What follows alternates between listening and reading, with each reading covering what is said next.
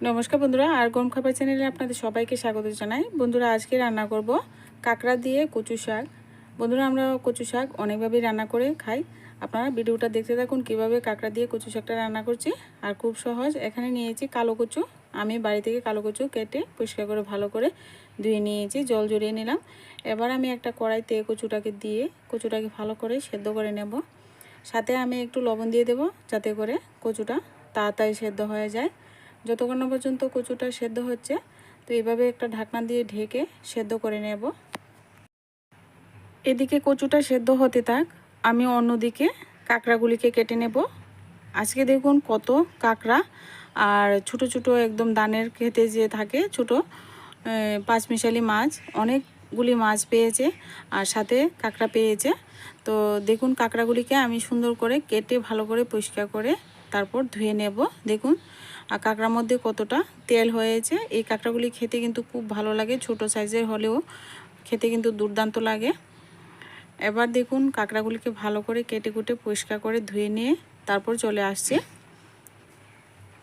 এবার দেখুন এদিকে কচুটাও সেদ্ধ হয়ে গেছে, নাড়াচাড়া করে দেখে নিচ্ছি।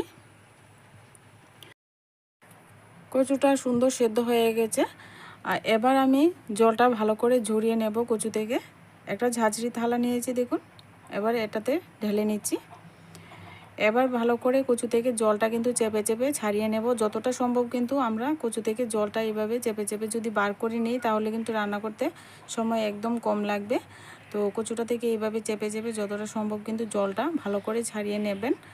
বন্ধুরা, যদি চ্যানেলে নতুন হয়ে থাকেন চ্যানেলটিকে সাবস্ক্রাইব করে চ্যানেলের পাশে থাকবেন, পাশে থাকা বেল আইকনটি বাজিয়ে দেবেন যখনই কোনো ভিডিও আমি আপলোড করব, সাথে সাথে যেন নোটিফিকেশানটা পেয়ে যান।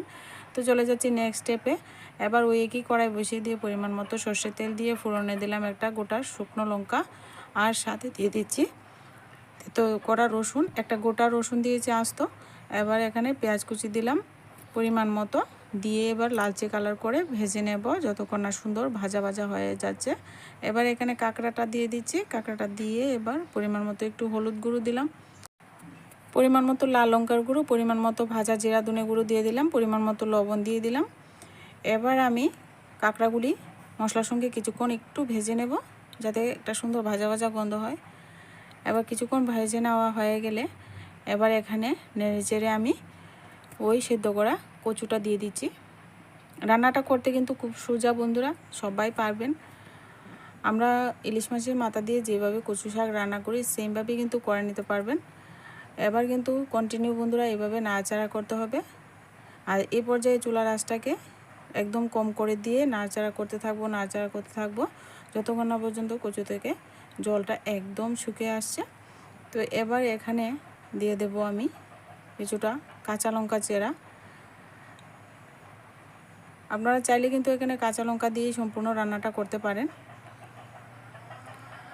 এবার ভালো করে নেড়েচেড়ে যখন দেখবেন নাড়াচাড়া করতে করতে খুব সুন্দর জলটা শুকনো শুকনো হয়ে গেছে কচু শাকটা, তখন কিন্তু বুঝে নিতে হবে যে কচু শাকটা হয়ে গেছে। আর কচু আপনারা রান্না করার সময় যতটা সম্ভব কিন্তু জলটা ভালো করে টানিয়ে তারপর রান্নাটা করবেন, দেখবেন গলায় একটুকুও ধরবে না। আর যদি কচু শাক রান্না করতে করতে জল থেকে যায়, তাহলে কিন্তু আপনার গলায় ধরবে। কচু শাক দেখুন রেডি হয়ে গেছে। এবার নামিয়ে পরিবেশন করে নিচ্ছি। গরম ভাতের সঙ্গে এই কাঁকড়া দিয়ে কচু শাকের রেসিপিটা ভালো লাগলে ভিডিওতে লাইক করবেন, কমেন্ট করবেন, চ্যানেলটি বন্ধুরা সাবস্ক্রাইব করতে ভুলবেন না। আজকে ভিডিওটা এ পর্যন্তই, দেখা হচ্ছে নেক্সট ভিডিওতে।